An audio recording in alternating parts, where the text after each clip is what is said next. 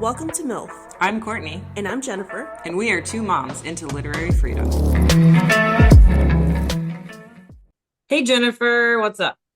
Hey, Courtney, how's it going? Good. I don't recognize where you are today. Where are you? I got kicked out of my house because even though it's not officially summer vacation, my kids are staying home because they're not doing anything at school. So they're Mine playing, too. yeah, I figured.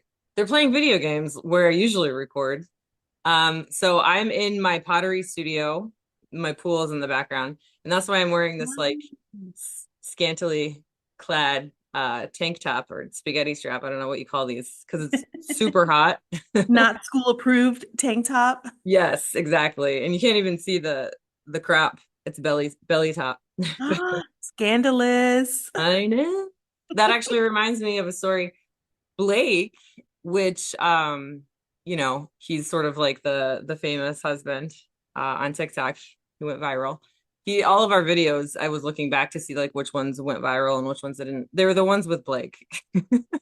Like he's the eye candy in our videos. Yeah, I'll have to get another video of him this summer. But anyway, he was at Kohl's and he sent me a picture of this dress, and it was like I don't even know how to explain it. It was like Mormon meets Little House on the Prairie. Like, first of all, it's Florida and it's like 100 degrees, right? This dress is like goes all the way down to your wrists, like all the way up to your neck, Oh my and all the way God. down to your ankles. It was so billowy and like floral. Like, I think I know exactly what you're talking about because Target had a bunch like that for a yeah, while. It yeah. was like coming in style. It's And like trad wife style. yeah, very much. So he was like, I want you to start dressing more like this. And Divorce. then, Immediate of, divorce. right. And of course, I was just like, the government wants to, I just like immediately went into like my feminism like soapbox, and he's like, are you trying to say that the government's gonna enforce like a dress code or something? Because he always likes to act like I'm extreme, and I was like, no, Right. I'm not saying that, but like it's this trad wife style that's like coming back, and it's super. Yeah. So I was like, that's why I wear crop tops. Crop tops are the resistance. Right. It's funny you mention that because I just bought a dress Yeah, and I don't have the body to wear crop tops anymore. but And I that always joke it's because I wore them all the time okay, when I was skinny. But I like low cut stuff. Like I still like right. to shirts. Well, When I went to Kohl's the other day, it's funny that you mentioned Kohl's. I had a uh, party to go to and I needed a dress. And they had what looked like pretty dresses on the hanger, mhm. except when they tried them on, the neckline, it was like a V neckline, most dresses. Mhm. They were so high up. It was like a V, like just your clap, like not even like your. Yes. And so I looked like a freaking grandma going to church. I'm like, Yeah, I don't like this. yeah. I left there like feeling so deflated because I just felt so ugh, And hated that it. sucks because it's like it's you buying clothes online is really hard because you don't know how they fit. So like we have to go to like our big box stores. Like we don't have any like cute boutiques. Right. And even if we did have cute boutiques, I don't think I could afford a cute boutique, Yeah. you know. So it sucks that like the big box stores are like, I don't know, they think that this is what women want. Women don't want this. Most women. And maybe some do, but give us options. True. Good point. Yeah. Like I think there should be options for Yeah. everybody. Same Yeah. thing, like people complain that all the shorts now are too short. Hmm. Okay, I could see that. I think people should have options. Longer shorts for those who like it. I like short shorts. Uh-huh. Like I said, I've always liked I like my legs and I Hmm. like my boobs. So I want to I show them like off. I think you have great legs and great boobs. Like I want to distract the eye from my midsection. Okay, Look up well, here. I'm like, look up here. I think you're all of you is beautiful. Oh, thank you. That's But funny. yeah, But so that the trad wife outfits are not for me. it's just weird that like I agree with you, we definitely need options, but it's just weird that like that is the main option. Like there's got to be some sort of market research out there to suggest that that is what some women want. And that to me is concerning. Like that in the middle of summer we're gonna put this dress on full display and like really try and sell it. It's just weird. Hold on, let me turn off all my alarms before more go off It's because okay. um yeah, no, it's so weird. Same thing. I see people get so mad when a mom is wearing like thongs are in. We live in Florida. Thongs Yeah. are something, bikinis, Like to debate, yeah, like it's a bathing suit. Yeah, I see. that's normal. Yeah. And they're like, ah, at a kid's place. It's just butt cheeks. And not just that, kids are not sexualizing butt cheeks. Mm-hmm. You Mm-hmm. know, like it's us. Right. Like I get it. At first, it is a jarring experience when you're not used to it, Mm-hmm. but it's you that's having an issue. Your Yes. kid does not give a shit. They're still No, running around the park having a good old they time. don't care. No, yeah. That reminds me of like rainbows and how sexualized they've become. Like there was like a story in I think it was like Indiana. I think it was an older story where like a teacher had a inclusive poster that had like all the skin colors and they were like all raising their hand. It wasn't even rainbow, it was just like this all the different skin colors. And I think I remember this. yeah, and she was asked to take it down. And rather than take it down, she resigned. So it's the end of the school year. So the news that just came out on the story is that she said, I'm resigning, which is terrible because she was probably a really good teacher. And now she's Right, gone because she doesn't want to deal with that bullshit. But in addition to that, there was a rainbow poster. And it was just like kind of like our logo, where it was like rainbow books, and like right. each book or spine of the book was like all are welcome to learn here or something like that. And it was not sexual at all, but like it the internet and I don't know, and even lawmakers tried to sexualize it and say Yeah. that, and it was like due to political differences of opinion, these need to be taken down. And she was, and then so then they had a school board meeting about it, and a bunch of parents came out in opposition. They're like, tell me what this political difference is, because we're not seeing it. Like what is Right. the political difference in opinion that you're having that brown Are you students? saying that not all kids are welcome? Right, because that's literally a law, is to accept all students into your classroom. And so that poster would not be violating the law. If anything, it would be upholding it. So butt cheeks and rainbows, man, they're not all about sex. No. I Butt mean, cheeks it are for can be, sitting. but they don't have to be. Yeah, they can be. Anything can be sexualized. Right. Anything can be sexualized. Yeah, right. Exactly. That's not what I'm this sure a lot of podcast is doctors about. will tell you. If Dr. Holly was here, she would tell us all the things that we could sexualize. Right. I mean, trust me, my mind, it could sexualize a lot of things, but I'm not as creative as a lot of these right Christian. wingers. Yeah, Yeah. 'Cause, you know, maybe a Christian flagpole, but the flag? I don't know. flagpole. Oh man, what's really revealing about it is like the dirty minds that these like, I don't know, conservative moderate Christians actually have. Yes. Hold on a second. Someone's coming to my door. Okay, I'll pause it. Okay, we're back. I guess we can wrap up talking about our trad wife fashion and Yeah. move into the book. Because honestly, I want to keep chit-chatting because I love this part of the podcast. But Yeah, me too. the book that I'm covering is so heavy, and I it's the one that I've been threatening to cover for like months, and I have not even finished it. That's how heavy. So Well, we were just talking about it off air about how hard it is to find time yeah. to do things. And it is hard. And especially when it's a tough book that you can't just, Hmm. I could read fluffy reads all the time Hmm. because if I miss a part or whatever, it's not a big deal. Yeah. Like harder reads, I have to like really focus and don't want the kids around and finding time to Yeah. do that is hard. And I'm like highlighting and like taking notes just so that because like I want to be able to succinctly talk about it without like Right. rambling on, which I've done in the past. But like my youngest Kiki, she was sitting with me and she was like, "Can I circle the words?" Right. Because like I was circling and I was like I didn't want her to like circle the word rape and be like, "What's that?" Right. Right. She was literally like watching me circle the words, but like that goes way over her head. So Yeah. I didn't let her circle any of those words. I was just like, oh, let's go play a game instead. So I Right. lost, that time that I could have been reading. But anyway, the book is called Caste by Isabel Wilkerson. And it's won a ton of awards. It's Oprah's book club for 2020. It came out around 2019, or no, I think it was like 2018 it came out. It won the Pulitzer Prize. So that's, I didn't know that. yeah, Pulitzer Prize winning, #1 New York Times bestseller. And it's really good. It's not that it's boring, it's that, like I said, taking notes and really trying to absorb it all. Yeah. It's very entertaining, or not entertaining, it's engaging, Hmm. but heavy, heavy. So I read half of it. It's basically, the pillars of a caste system, which I'm going to briefly get into, but there's 8 pillars. So I got through the 8th pillar and there's still half a book left. So I don't totally know what the second half of the book is about, but I'm hoping it's about like what we can do as people to sort of resist caste. So we'll see about that. Um, but yeah, I guess let me just jump into it. I do have a fun, not fun. Yeah, it's kind of fun. A fun connection to which I'm sure you've seen on social media, the burning of the last and largest antebellum era plantation in Louisiana. So we're going to get to that in a minute.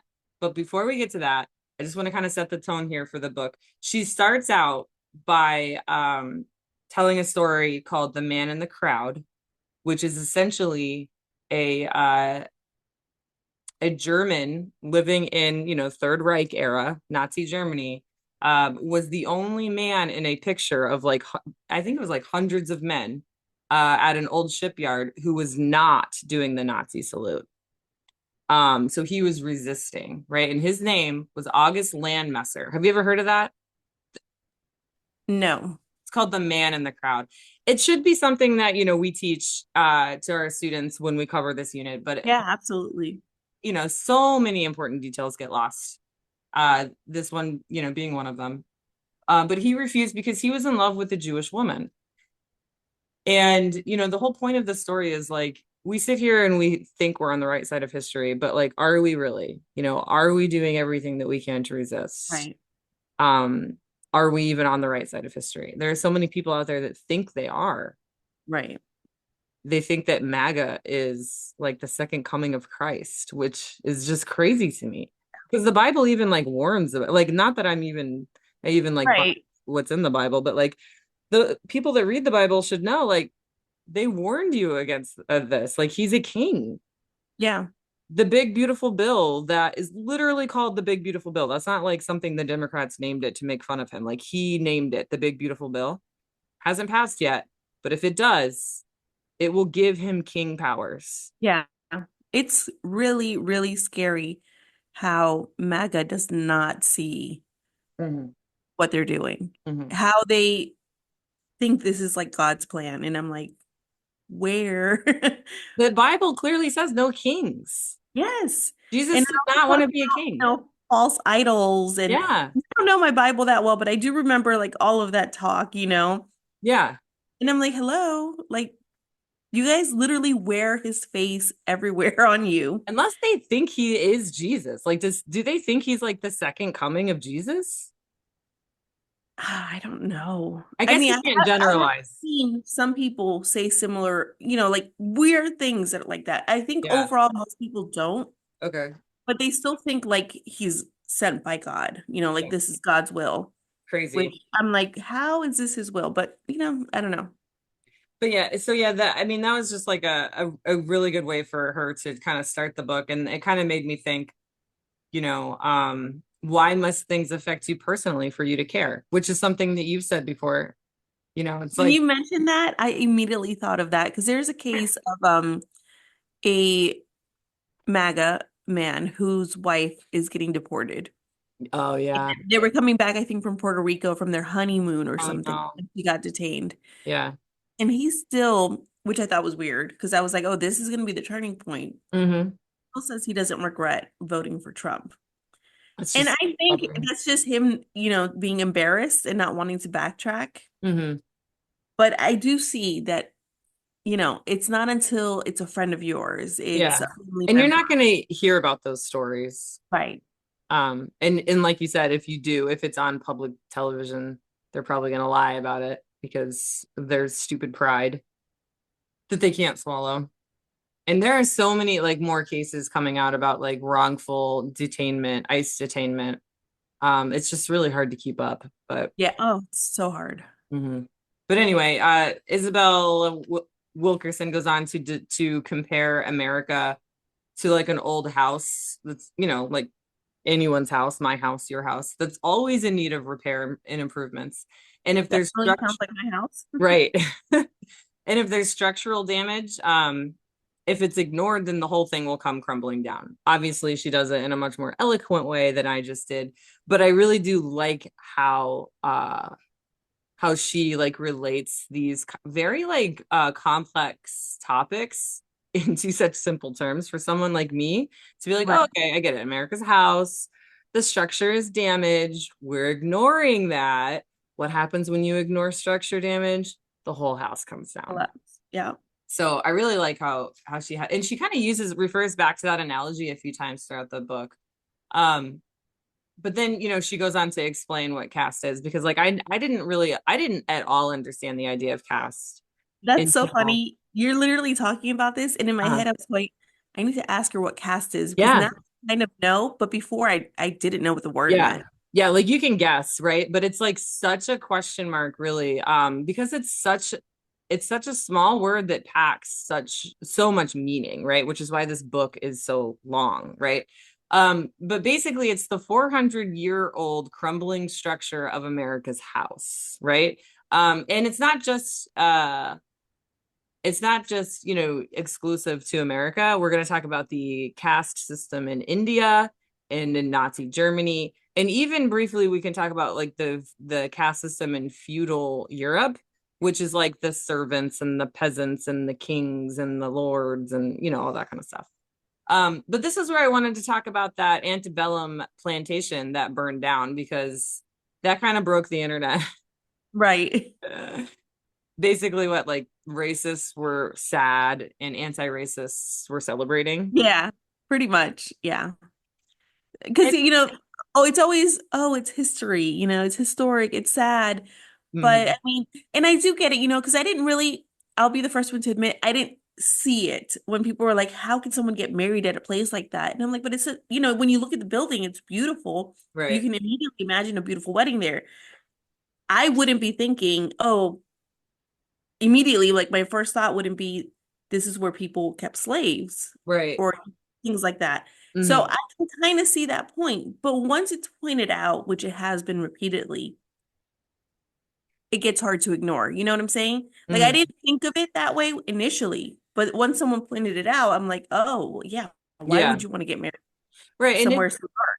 yeah, and like you said, they're beautiful mansions, right? And of course you know they're they were kept maintained by whoever owns it for money. It always boils down to money, and they know that they could profit off of these like southern weddings, which I mean, if you have the money and you're southern and you're like really into your southern heritage and you get married there, it doesn't necessarily mean you're racist, but it doesn't mean you're anti-racist, which Right, we should all be striving to be anti-racist, and odds are they knew what happened in a plantation, but it does also go back to the lack of education around it, you know. right. We just kind of whitewash history so it doesn't seem as nefarious as it actually Yeah. is. Yeah. But yeah, so it was called Not Away, and I kind of wanted to just bring it up because it related to the whole house analogy, and it's like, well, this one burned down. America's in the process of burning down right now. But Yes. we're not necessarily celebrating it. But caste can be described. I Well, we're not. I'm standing here with matches and a gas tank ready to. Well, that's the thing. We're not burning it down. No, we're not. It's the We're not. MAGAs, but Yeah. but also Democrats aren't squeaky clean here. They're very disappointing, and each day that passes, they're more and more disappointing. Unless you're Bernie Sanders or AOC, Right. everyone else go get fucked. But Yeah. Did you see Cory Booker speaking of? yeah, he can go get fucked. Yeah. See, I told you I wasn't 100% sure if I was 100% on Yeah. his. Yeah, because what I don't remember, I remember reading that and thinking that, but I forgot what it was already because there's I so. did too. I know he voted, I think it was for this bill to Yeah, pass. I think that's what it was. Yeah, and that, yeah, among other things. Or yeah, a few other things that he's voted for.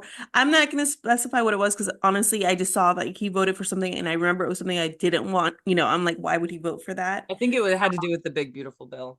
Me too. I think that's what it had to do with. Yeah. He's also voted to confirm people that like we were like, please do not confirm this person.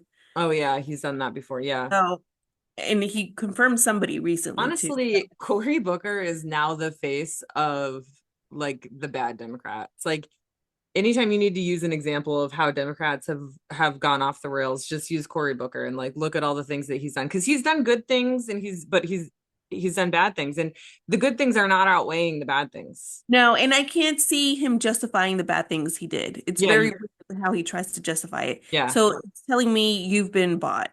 yeah. It's power. Yeah, and he wants to position himself in a position of power so that he can run again, I think, because like really all politicians just are power hungry. That's Yeah, and if you look at who he gets funding from, it's very like, oh, okay, it's mm, follow sense. the money, baby. Yeah. Anyway, so caste is the structure, race is the walls, if that kind of helps, because caste and race are different. There's similarities, but they're not, exactly the same. Caste is more like the class you're in. Is that Yeah, okay? yeah. And another analogy which I kind of like is caste is the bones, whereas race is your skin. Okay. Um, I don't know if those analogies help, but this book is full of analogies for people like me. But the three major examples are India, Nazi Germany, and America. And then there's feudal Europe too. But basically, in America, you've got the upper caste, which are your white people, and you've got middle class, which are your brown people. I guess you can say your Hispanics, and your indigenous people. But I mean, this is what Isabel Wilkerson says. I think that there can be an argument against that. This is her research in her book. Right. And then she calls them lower caste people would be African Americans. But like I said, an argument can be made for just having, for simplicity's sake, two castes, white, and then I hate to use the phrase non-white, but it kind of sums everything up. And you Yeah. can say people of White color. people of color, yeah. Yeah. Yeah. So I'll say white and people of color. So throughout the book, she doesn't say white. She says upper caste. And she Okay. doesn't say black. She says lower caste. To Okay. sort of really drive that point home. For Nazi So Germany, there's only two tiers in the caste system. no, there's like that's just sort of the two extremes, like the highest and Okay. the lowest. In Gotcha. Nazi Germany, it's pretty well, in Nazi Germany, it would be like the Aryans are the upper caste and the Jewish people are the lower caste, with like half Jewish people in the middle, basically. Okay. Or like, homosexuals would be even lower, or maybe if it was like an Aryan homosexual, they would be sort of middle caste. But I think with Nazi Germany, or the Third Reich, it was just sort of, you either went to a concentration camp or you didn't. So it was very Right. much just like upper versus lower. But India is the most interesting and intricate and oldest. Um, they have 5 levels of caste. Hold on, I drew a picture in my notes. Let me go find it. It's a stick figure. I do a picture of a stick figure because it makes sense. Hold on. Oh, here it is. Okay. So in India, um, it has to do with like their religion, basically. And it's called Varnas, and the head of it's like, imagine like a god, right? And the head of the god is the upper caste. It's called the Brahmin, Brahmin. And then the second one are the arms, right? So they're like still higher up in the body. They're like the Right. the warriors because they're strong, like your arms, right? And then the third one, oh, those are called the Kshatriya. And the third one is called the Vaishya. And that's those are the legs. So they kind of like support the body, like standing tall. And those are like your merchants, right? That support the economy. The fourth one would be, the lowest caste. And they're the feet of the body, called the Shudra. And they're basically like the servants. But there is a fifth level that exists outside of the caste system. That's how low it is, because it's not even in the caste system, right? Okay. They exist outside of the caste system, and they're called the Dalits, Dalits, also known as the Untouchables. And they're basically living out their karmic reincarnation. So in a past life, they were really, really bad. And so they reincarnated, this is according to the Indian belief system, they reincarnated into the untouchables, and they're living their lives at like the lowest portion of the caste system. So that's the Indian caste system, basically. Okay. Yeah. Again, like caste is basically considered CRT. Or yeah, so it's going to be banned in public high schools, even though it would be a really great topic to teach all kinds of things. Have Um, you read anything in the book so far that is, because I get, CRT is one thing, but that would be sexualized for them? you mean like this is banned, the book is banned because of sexual content? Right. Not really. Like they talk about rape, but like they'll say like this senator raped his enslaved daughter or something like that. Okay. Which is an awful, you know, recount of a historical event that happened, but it's not in detail like Out of Darkness, Right. or other books that we've covered. This is like no, like there's no descriptions of like sexual genitalia or of like acts of sexual abuse or anything. It's So just they're banning this book strictly on political reasons. yes, yes. I would say you know what, we should probably look in to see where it has been banned. So yeah, we just looked it up. But it would you say Texas, Utah? Texas, Utah, and Virginia. I think in one case in Texas, it was ordered to be replaced back after like a legal battle, which is good Okay. news.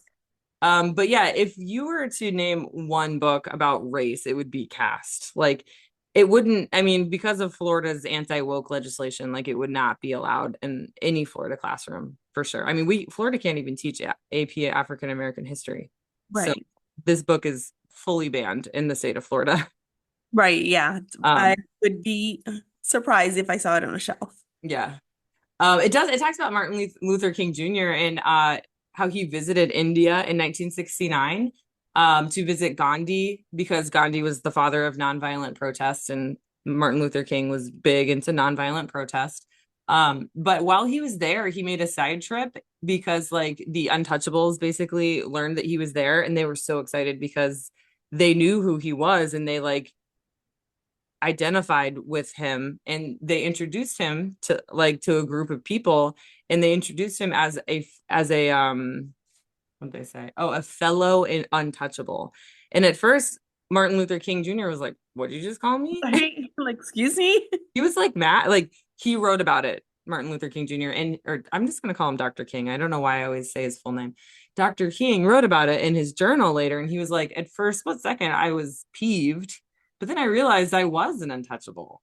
Uh, and that's, Isabel Wilkerson like compares the untouchables with the lower caste, African Americans of the United States. So oh yeah, and then so one more thing before we move on to the actual pillars is that race, obviously we know this is a social construct.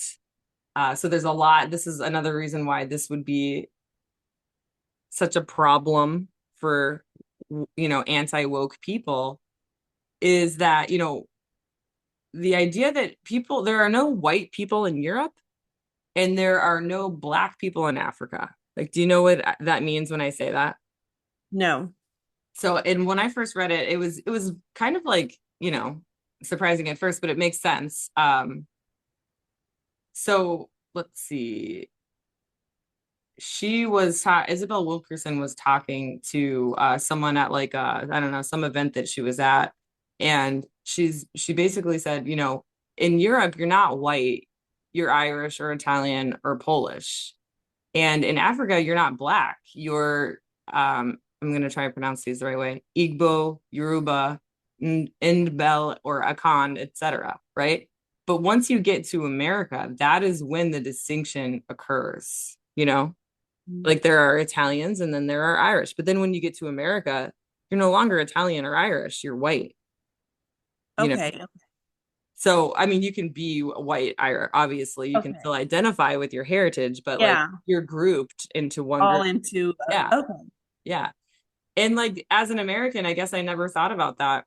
Um, Like even today, you go over to Europe and it's still like, oh, I'm Right. Irish, I'm not necessarily white. So it's just an interesting idea. Yeah, I see that. Okay. Hmm. I thought for a second I thought I had it figured out. I thought it meant like, okay, in Europe, there's no white people, there's British people, or just, but if you're other than white, then that's where your distinction comes in. Yeah, so if you're a black person in Europe, you are Kenyan or something, or wherever you are from, right? Okay.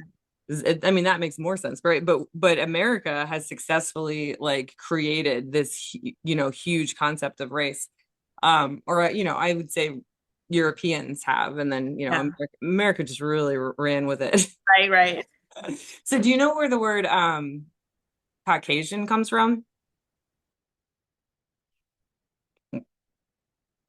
We're on pause. Those of you listening, they're like, what happened to Jennifer? She's talking to a repairman right now. I would sing a song while we wait, but I have a terrible singing voice. So I'll just press pause. It's okay. I couldn't hear your dog barking or anything. Really? Yeah. Okay. Isn't I that thought you crazy? could. So I'm like, No, no. I did threaten to sing to the audience, but don't worry, we don't have to do that. Anyway, Caucasian means white, right? It's like right, the box that us white people check. right. You don't check Caucasian.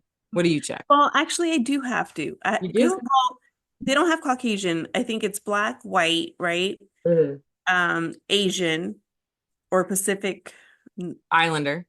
Islander.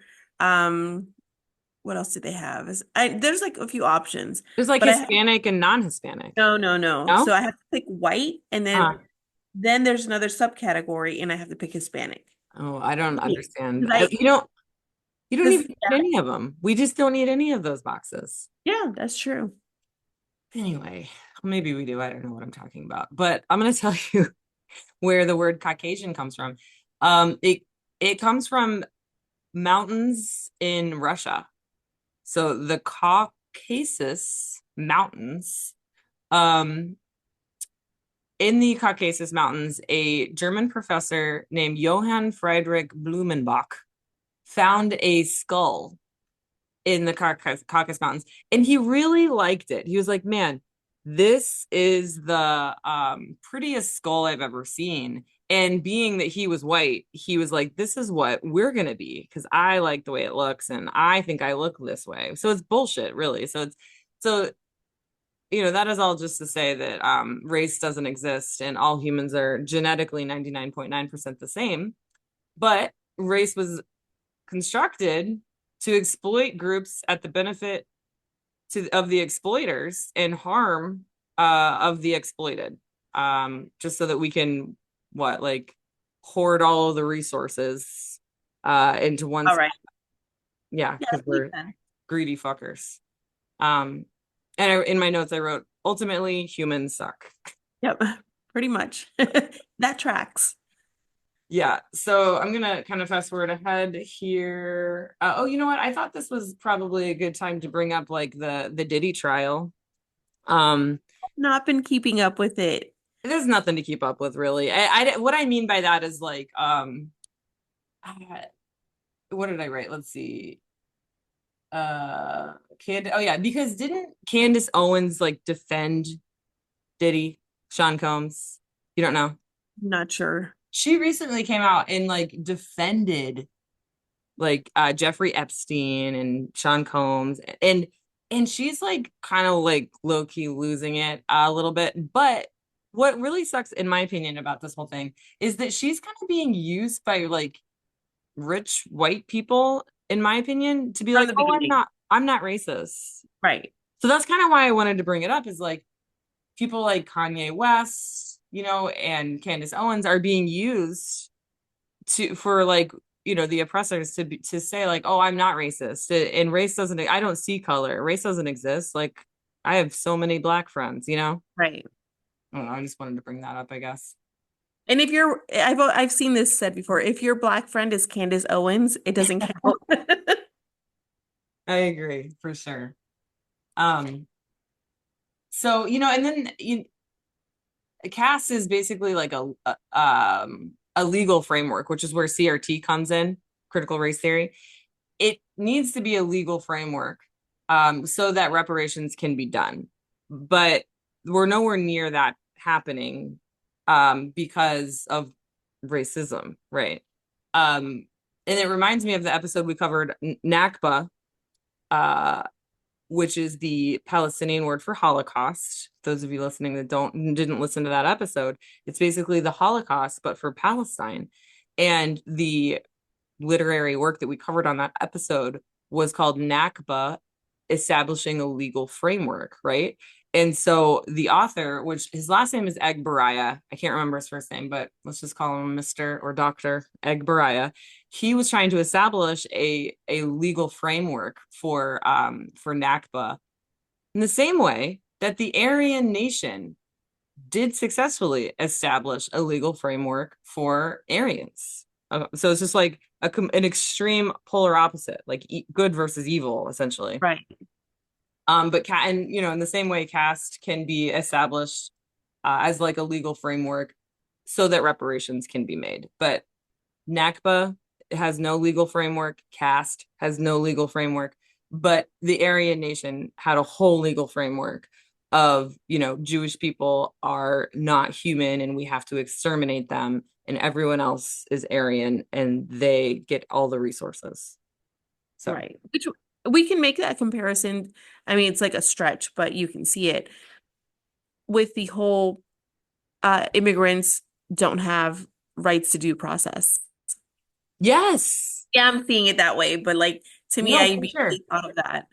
Yeah, that and going back to the big beautiful bill, on top of the fact that there's no due process for immigrants, we're just getting rid of them, sending them to concentration camps like CCOT and the one down in Miami, which I forgot the name of it, but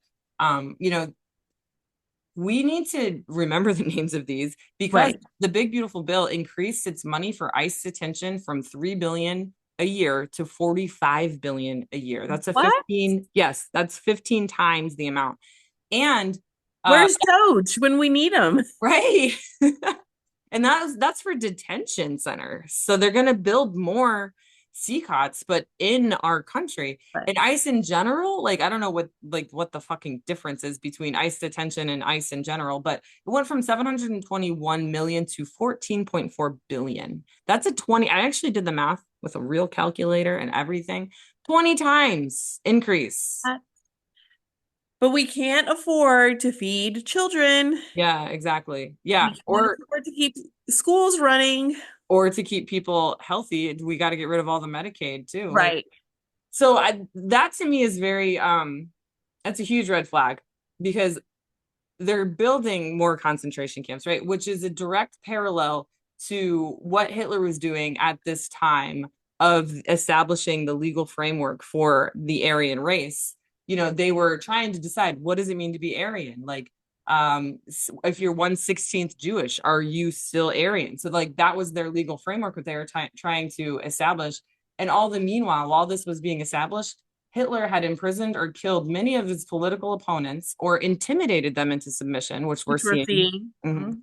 And at the same time, we're building all of these concentration camps. So we're seeing this happen, on a smaller degree. And people will say like, oh, you can't compare, the burning of and I hate to say this and I don't want to sound insensitive, but like the gassing of millions of innocent people, right? Which happened in the Holocaust, right? Right. But what are we seeing in Gaza? Right. Yeah, absolutely.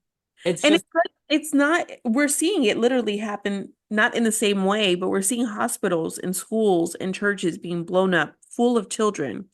I've seen the body bags, the bodies of yeah, these children. yeah, They're not going after grown people. I think, what was it? And I think I've mentioned this before.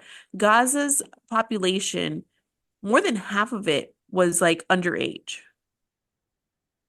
yeah, So, I mean, it's a lot of children that have passed away. yeah. It's terrible. Like, and we can't even find the numbers. Not that we even need to compare. Like, there's no need to compare. Like, we're not saying someone's suffering is bigger than another person's suffering. They can exist separately and still be, you know, um, Tragic. Yeah, exactly. And that's sort of the evil of silence that we're seeing. Like the silence of all the people that are okay with us being, quote, on Israel's side. We should not be on Israel's side. Israel is, and I know not every person from Israel feels the same way as Netanyahu. That would be like saying everyone in America feels the same way as Trump. And I Right. know that's not true. And I know there are people in Israel that are saying the same thing that we're saying, but there are a lot more Americans that aren't saying shit. Right. And that's the evil of silence. Yeah. There are a lot of people okay with what's happening because they've done a really good job of portraying Gaza as terrorists. And Yes. now they're doing the same thing here with immigrants. Yep. And that is one of the pillars of caste, which we will get to. It's called dehumanization, and it's essentially what you just said. Okay, we're going to take a brief break, but when we get back, I'm going to tell you about the 8 pillars of caste. Sounds good. All right, and we're back. We took a short break where Jennifer had a nail appointment, and oh yeah, look at those, a nice and some pretty summer lilac color. Do you want to see Yeah. mine? Nice.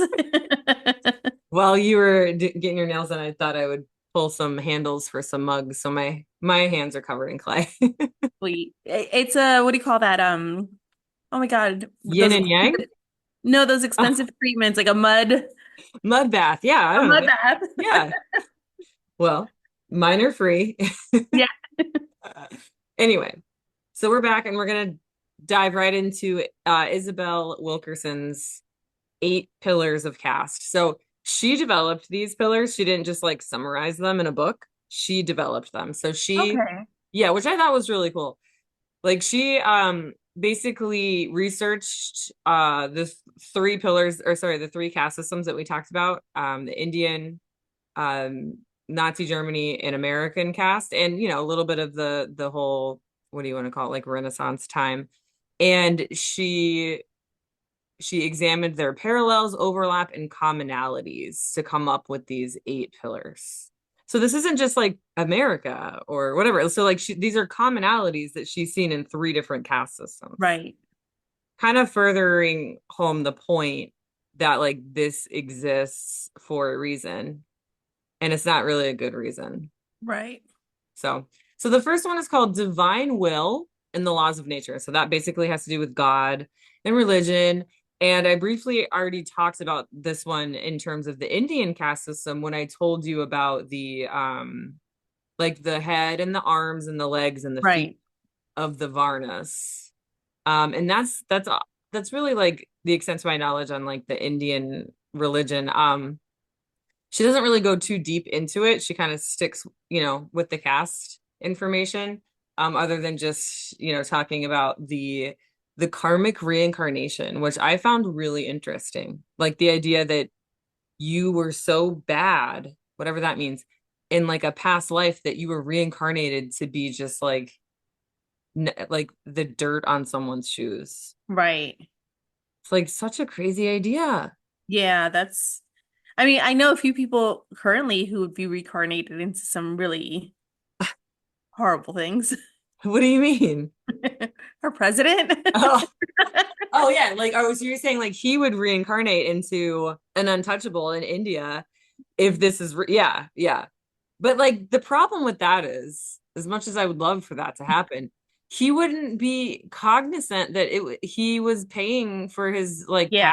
past, like that's just a dumb excuse. Again, that's just religion, right? Coming Yeah. up with something crazy to justify an unjustifiable acts. Hmm. Well, Yep. that sounds like religion. Speaking of religion, we're going to pivot to the American divine will, which is just as fucking crazy as the Indian religion aspect of it.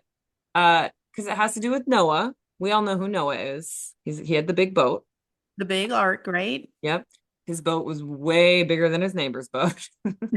He Size had, matters. he had the biggest boat on the block. And that's why he survived the Great Flood. And so he had three sons. This information is not as common, I think. Shem, Ham, and Japheth. Have you ever heard of any of those? No.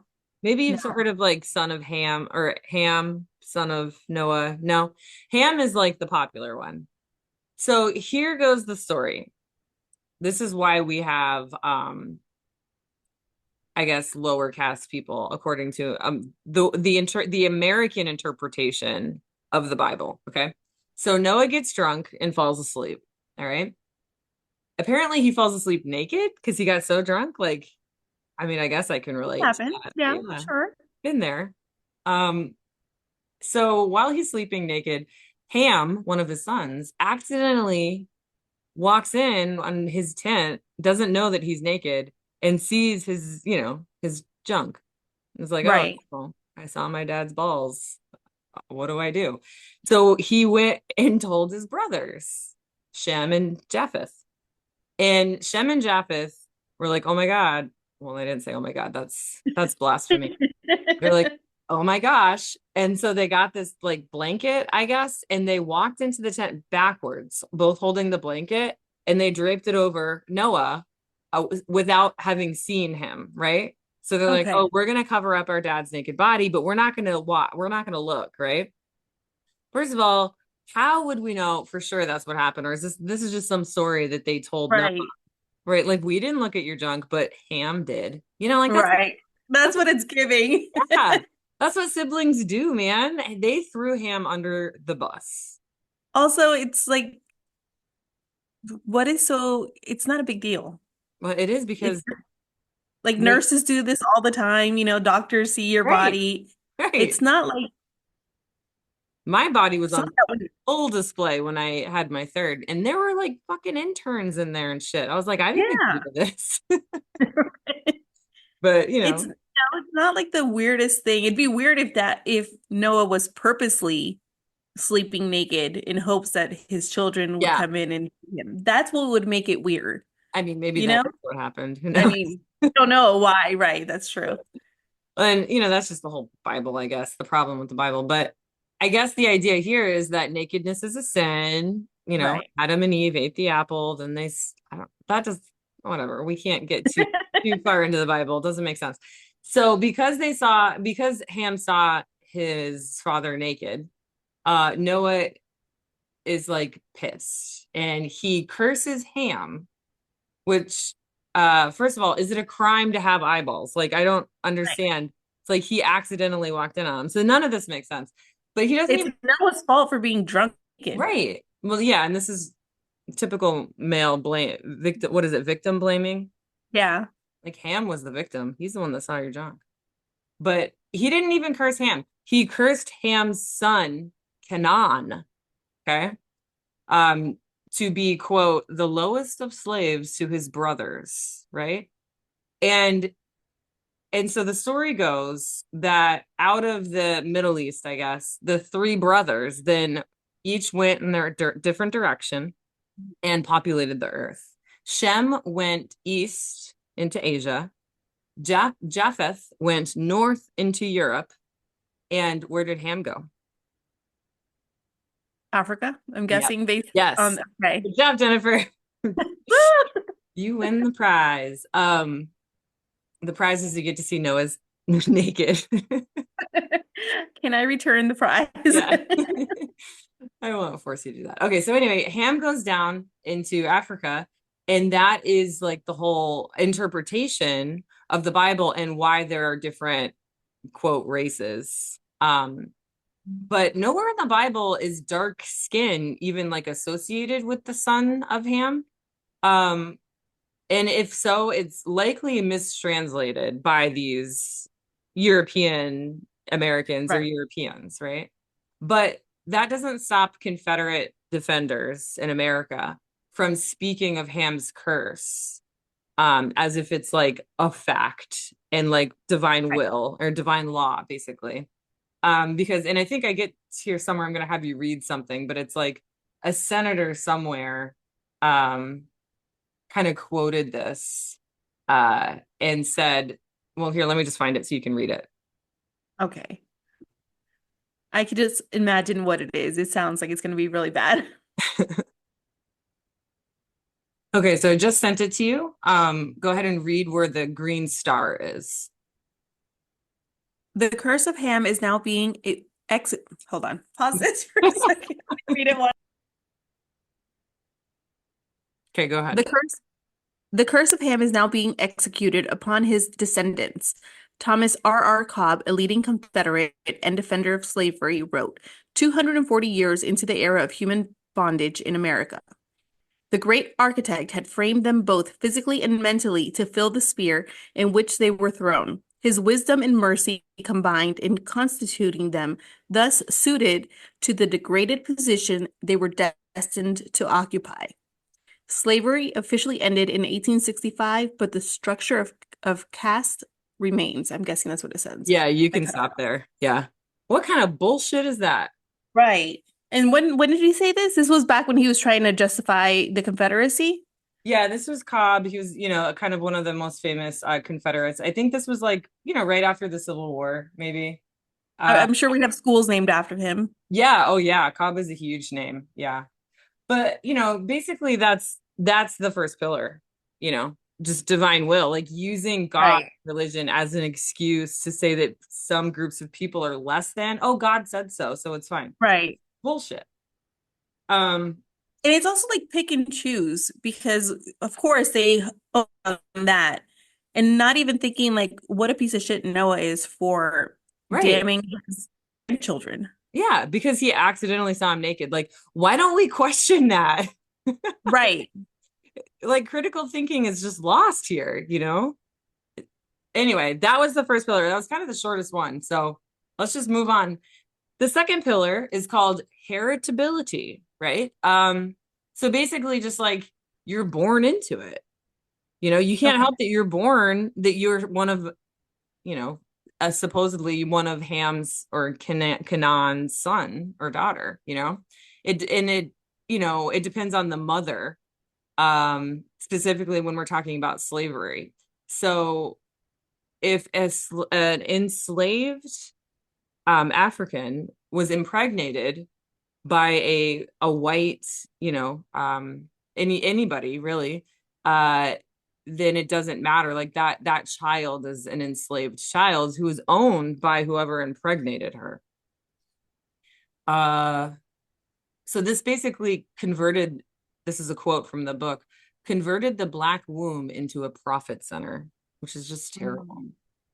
Mm. Um, saying that the son or the child may neither earn or wed their way out, and so that's again another pretty short pillar. This Right. She goes on to talk about how racism is still obvious even when you have fame and power, right? So I have a quote for you. I wish you just had the book so I could send it to you. I know I should have bought it. No, it's okay. I mean, well, yeah. I mean, I will eventually because I do want to read it. Yeah, it's good. I would say I would loan you this one, but you'd be like, what? Courtney just defaced this book with all of my notes. I would have a hard time with that. Yeah. Okay, go ahead and start reading at the Green Star. In the winter of 2013, the Academy Award-winning actor Forrest Whitaker, a distinguished middle-aged African-American man, walked into a gourmet delicatessen on the west side of Manhattan for a bite to eat. Seeing it crowded or not finding what he wanted, he turned to leave without making a purchase, as many customers might. An employee thought it suspicious and blocked him at the door. That level of intervention was uncharacteristic at an establishment. At You're an doing great. establishment frequented by celebrities and college students. The employee frisked him up and down in front of other customers. Finding nothing, he allowed Whitaker, visibly shaken, to leave. The delicatessen owners later apologized for the incident and fired the employee, but the degradation of that moment stayed with the actor. It's a humiliating thing for someone to come and do that, Whitaker said afterward. It's attempted disempowerment. That's exactly what it is. And so that's just one of many examples that Wilkerson gives in the second pillar of heritability in that it doesn't matter how much power or fame that you have. You know, she gave another example of an NBA player whose leg was broken by police officers for no reason, other than they were just racial profiling. And Right. another NFL player who actually was the victim of a crime. He had a coffee cup thrown at his car, but he was the one that was held down on his back with his throat against like the ground in a similar way that happened to George Floyd, who we recently remembered as the anniversary of his death. Right. What was And we that? see it now too with celebrities and as well sports players, Mhm. athletes, that's the word. Yeah. You I was like, know, what? those people that play those sports for money. Or, when they have an opinion on what's going on, they're Yeah. told to just, dribble the ball. That's all they're Right. required to do. But when Yeah. you have a white athlete saying something, suddenly they're like, oh yeah, we want to hear what they say. Right. Like Tebow is an example of that. Whereas like anyone who kneels or knelt for the national anthem, I Right. guess, was disrespectful. But Tim Tebow's outspokenness about Christianity is honorable. Like, Right. and I mean, the kneeling isn't disrespectful. If anything, it's like sure, I have a message to say, and and I feel like I am not, being respected, but it's not like disrespectful. It's not like they're like flipping off the American flag or. Right. I never understood that, but And I feel like there was just recently someone who kneeled during the anthem, hmm and I can't remember what it was for, but obviously it was more like right leaning, hmm and they were being yeah, praised for it. And I was complete like, hypocrisy. what's going on here? Yeah. So Wilkerson ends the second pillar with a quote from LeBron James. No matter how great you become in life, no matter how wealthy you become, how people worship you or what you do, if you are an African American man or an African American woman, you will always be that. And you know what? To take it a step further, it kind of reminds me of the lesbian couple that was harassed at the horse race. Like that's not necessarily a case of heritability, but it is a case of being a lower caste Right. because you're a homosexual, and that actually would fall under a different pillar, which has to do with like in superiority versus inferiority, but they all kind of blend together too. Right. They all sort of overlap. But yeah, so that was number two. So moving on to number three, we're moving right along here. Some of these are longer than others. But number three is called endogamy, which I don't know if I'm saying that right, and the Okay. control of marriage and mating. And basically, endogamy is the control of who you marry, I think. Um, it's basically like, oh yeah, saying that only white people can marry white people and only black people Okay. can marry black. Or even like, I think enslaved Africans weren't even allowed to marry each other at some point. But And religion does that too with people marrying of the same yolk or something. oh yeah. Yeah. Endogamy can be seen in many cultures for sure. Hmm. And so this one has a lot to do, again, a lot of this has to do with just how just poorly black or African enslaved African women were treated. Because they were constantly raped by their owner or I don't even know what to call, like I don't like Right. the using the word owner. Yeah.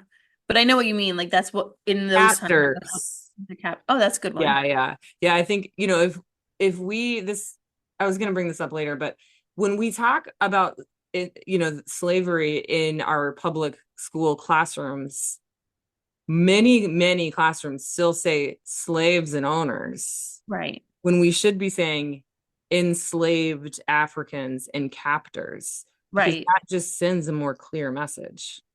So Yeah. I'm trying to I, say, I agree. It's just hard to make that shift, but we're yeah, trying. right. Yeah. It's like saying they, Right. which I've been getting better at. So anyway, the the captors were not treated, they were not like punished for this endogamy in the same way that the women were punished. So it's just a double standard, essentially. Yeah. Um, and this being a pillar of caste, like controlling the mating, like the reproduction, It's just another way to keep the systems the way that they are.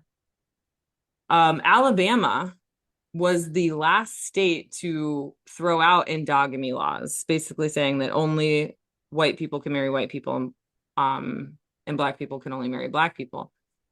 What year do you think that was? 1992. 2000. Oh my God. And I thought I was still being generous. Can you believe that? It's crazy. And Just get for them to try to bring it back 5 years later, because I'm Yeah. sure. Oh, well, so yeah, that's the next point is what percentage of the population in Alabama voted to keep it?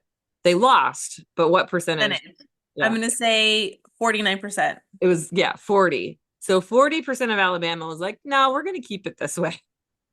But I'm sure they outlawed inbreeding a long time ago. Oh, I think that's still okay.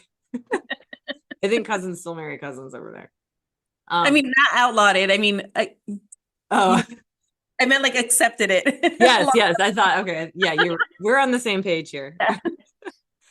Um, all right, so I'm going to have you read pages 113 to 114, but uh it's an example of endogamy. So that's again, this is why I love this book so much, is because it's not just like someone talking at you with their opinion. They're actual examples that like back up Right. her pillars, right? That's why I'm having you read all these examples. So the dominant gender in caste, which is the white man, controlled the mixing of the gene pool. And here's an example of that on page 113.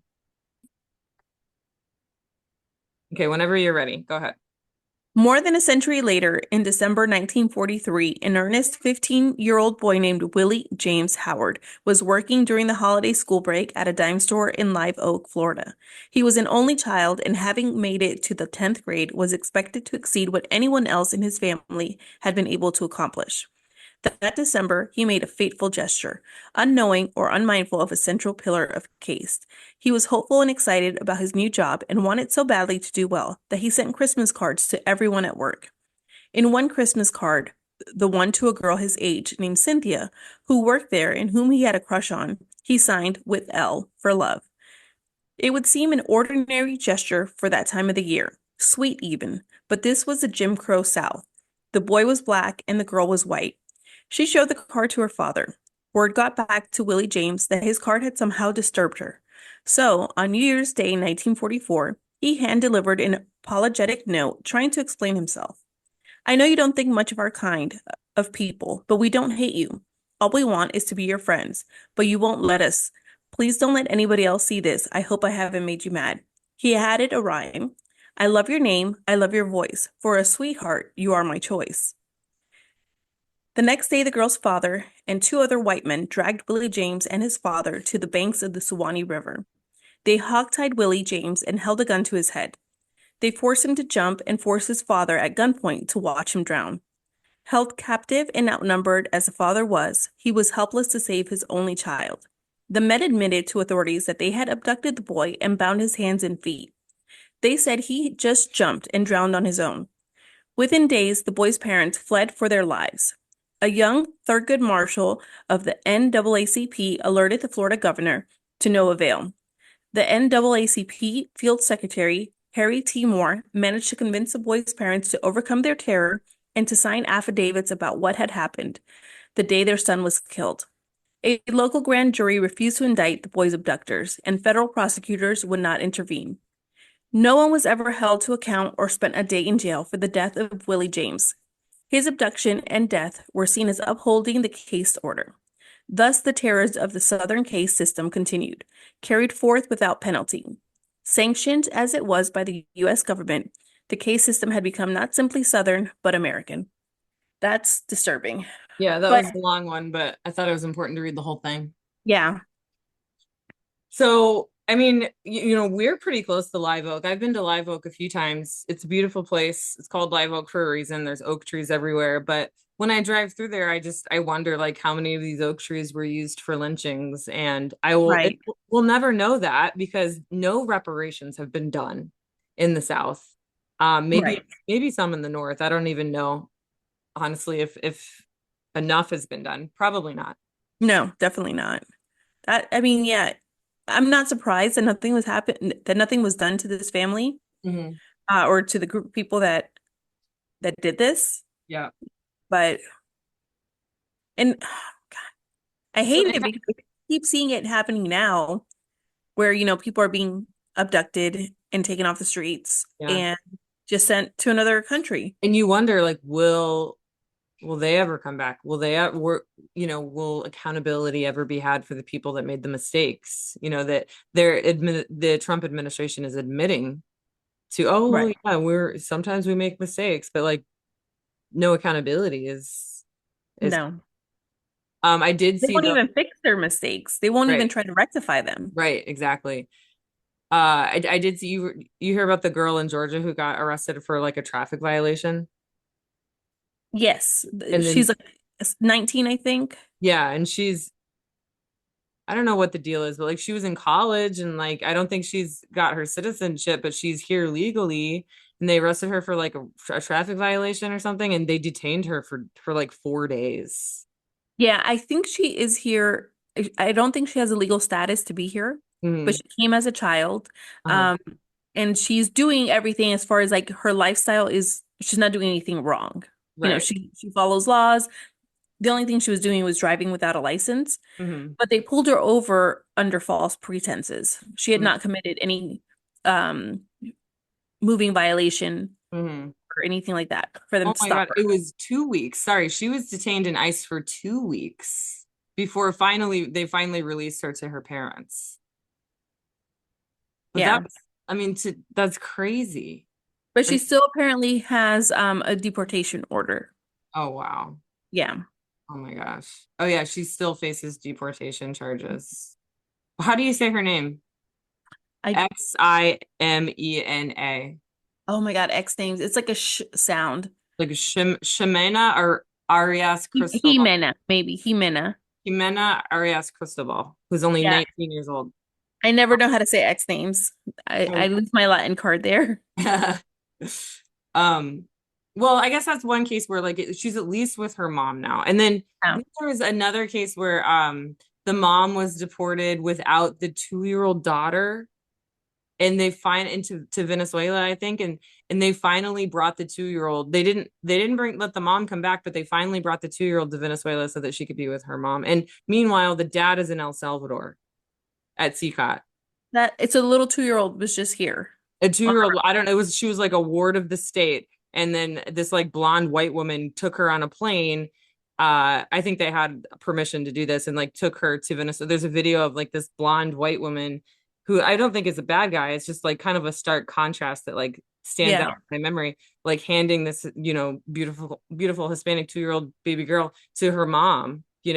And like it was the reunite, it was a beautiful scene, but at the same time, just like don't It forget, shouldn't have happened. don't Yeah. let this be a beautiful this is still a sad, terrible, tragic scene because Yeah. they were kicked out of their home. Hmm. So anyway, I was gonna say something else about that, but um shoot, it's on the tip of my tongue. It was about immigration, and I don't know. If I remember, I'll come back to it. But that was pillar number 3. But we're gonna move on to pillar number 4, which is called purity versus pollution. Um, and so this we're gonna go back to India for this one.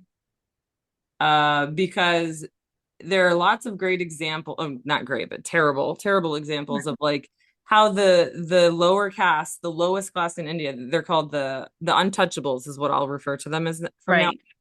Um, are considered to be so polluted by the upper caste and maybe even middle caste, I'm not sure, but definitely by the Brahmin, which are like the upper caste, that they are forced in some parts of India to wear bells around their necks so that the Brahmin know when they're coming. What?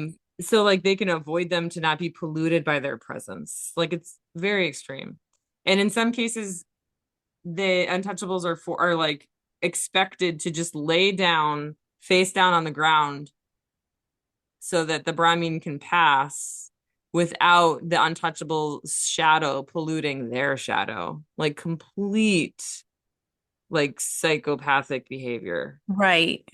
Like if you really just like look at it, like you write it down on paper and you're like, this is psychopathic behavior. Like, how can someone's shadow pollute you?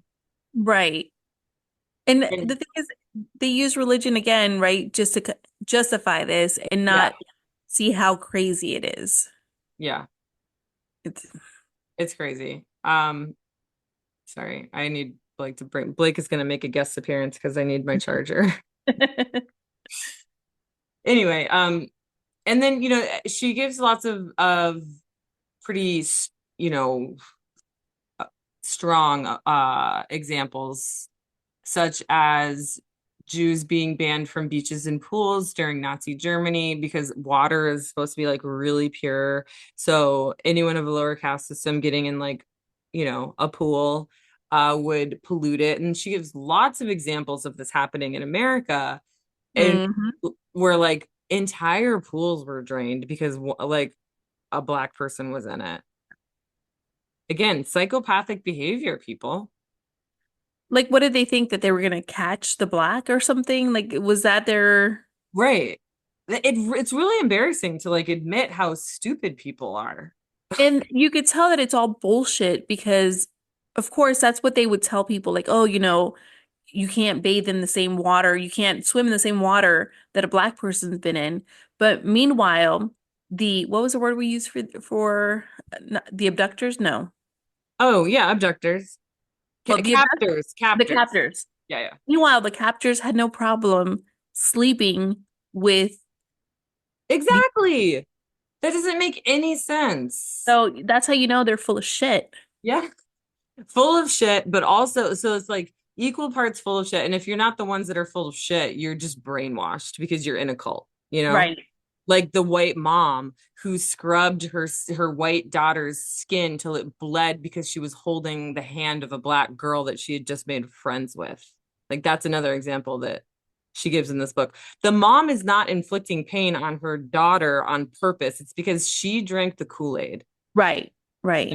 It's just psychologically, it's so just confusing. But that's Very, what this yeah. book is about. It's like the eight pillar. She's explaining how people can act this way, Right. you know? Anyway, I Did just you get see, go speaking ahead. of children, um, and this is not really on topic, and I don't know if we talked about it. The lady at the playground, she's a white lady who started to berate a little 5-year-old boy Yes. who is autistic. And I then she didn't. called him the N-word Hmm. and was just like very aggressive with him. Hmm. And freaking racists came out in droves and got her like A GoFundMe. a GoFundMe. And it was I like, don't even want to bring her up. Like I don't want to say her name. no, I don't I even know don't her want name. I don't care. yeah, like that is just sickening. Sickening. Like the amount of money that was raised for Yeah. what? Like she And her wasn't playing the even victim, like, yeah. and then trying to accuse the baby of like trying to rob her children's toys. It's their toys. And a little kid came and saw toys and was like, oh, curious about them. Hmm. He wasn't trying to steal them. He was trying to play with them. Yeah. It's just it's Psycho. like a new yeah, a new low for our country for sure. Like just so embarrassing. Like I just don't want to be associated as an American because like the rest of the country is looking to America like we're just full of those kinds of Yeah. bitches. But we're Yeah. not. We're not like her, okay? Promise. At We're the least half of us aren't. right. At least half, true. At least half. Okay, so I sent you another this one's much shorter.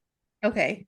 It's did you get it yet? It's the blue star on page 117. It's not necessarily about water. It's just about like the idea that like the lower caste, or in this case, African Americans, are polluted. So Okay. whenever you're ready. So it says, this pillar of purity, as with the others, endangered the lives of the people in the subordinate caste. One day in the 1930s, a black railroad switchman was working in Memphis and slipped and fell beneath a switch engine. He lay bleeding to death, his right arm and leg severed. Ambulance rushed to the man's aid, according to reports of the incident. They took one look, saw that he was a Negro, and backed away. Yeah. And Can so you that, imagine seeing someone bleeding out and not helping just because of the color of their skin?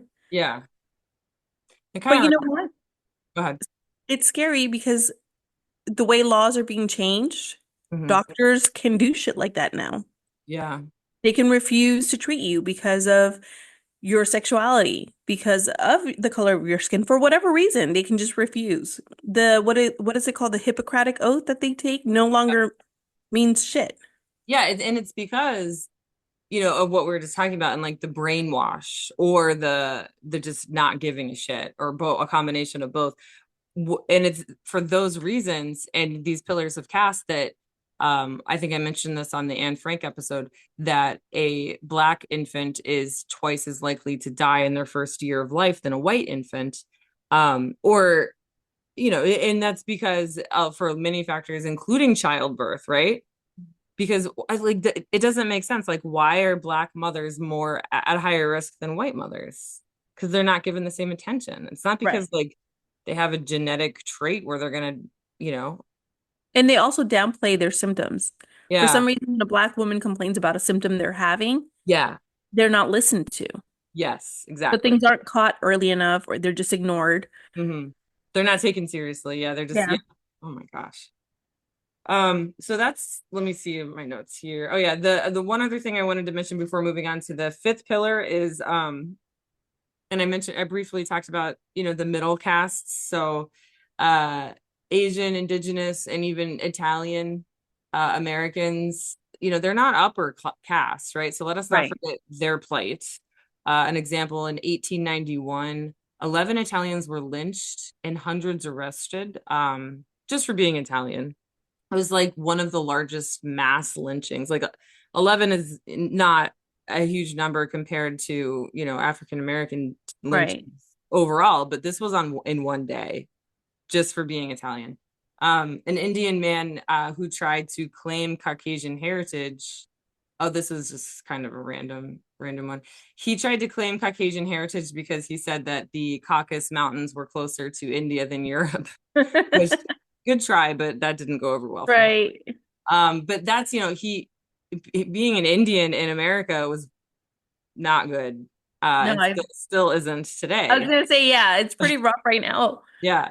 And then, oh yeah, there's a story of a dominant caste man, also known as a white man, who grew up in the South.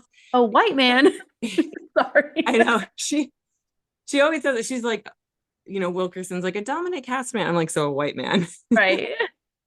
Grew up in the South, moved to the North in the 1970s, and he actually wrote about his realization of his racism. He was like, I didn't think I was racist. I'm paraphrasing because it's just a lot to read, but he's like, I didn't think I was racist, but then when I went to go shake a black man's hand, I was repulsed. I'm like, okay, you're racist.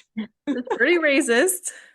But that's all to say that like this is sort of like ingrained in you Yeah. as a you know, if you're a black person, it's ingrained in you that you're not as good. And if you're a white person, it's ingrained in you that you're better. Yeah. And I was just seeing a video of I guess there's like a new song that this Canadian rapper who's a big Trump supporter came out with Hmm. about like white pride or something. And so like there's all these like people doing videos with it. Hmm. And I don't know how to say this nicely, and I don't mean it nicely either. And it's But okay. it's if that's the best of what the white pride has, Right. Ugh, it's embarrassing. always it's like, it's not top of the line white No, people. It's embarrassing. I'm like, It's great. I think chuggy is the word, right? Are your kids in the room? Ask them if I, it's chuggy. Am I don't I know, they saying were that right? They ignorant. went away. But a lot of people were like, this is like the hills have eyes people. Oh my gosh. Yes, that's a great comparison. That's funny. Yeah. And they always think they're like the cream of the crop. And I'm like, No, no. dude, chill, That's a you're good not. point. Yeah, and it's because their insecurities that they're like, oh, we have to oppress those that are different from us because we don't want them to be uh, you know, seen as better than us. Sorry, I'm just Right. plugging my computer No, in. you're good. Even like, did you know I just learned this because I learn shit on TikTok all the time. TikTok is Um, very educational. it is very educational. Memorial Day, right? That was yesterday. Mhm. It started by African Americans. I posted that. Did you You learn it? did? Yeah. No, I did it. I saw it on Oh, TikTok. I posted it on Instagram. Yeah. So yeah, like, and I would have never known that if it wasn't for TikTok. We're not going to learn that in school. Exactly. Yeah. Sorry, I just plug in. That's true. And Okay. every other page of this book, I'm like, I say to myself, I'm like, why isn't that being taught? Right.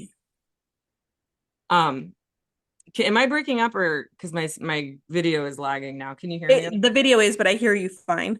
Okay. Hopefully it's fine. Okay, so moving on to the fifth pillar, occupational hierarchy, which is basically the division of labor based on your social status. So like if we use the example of European feudalism or just, the Renaissance, like if you're born a peasant You and stay if, up.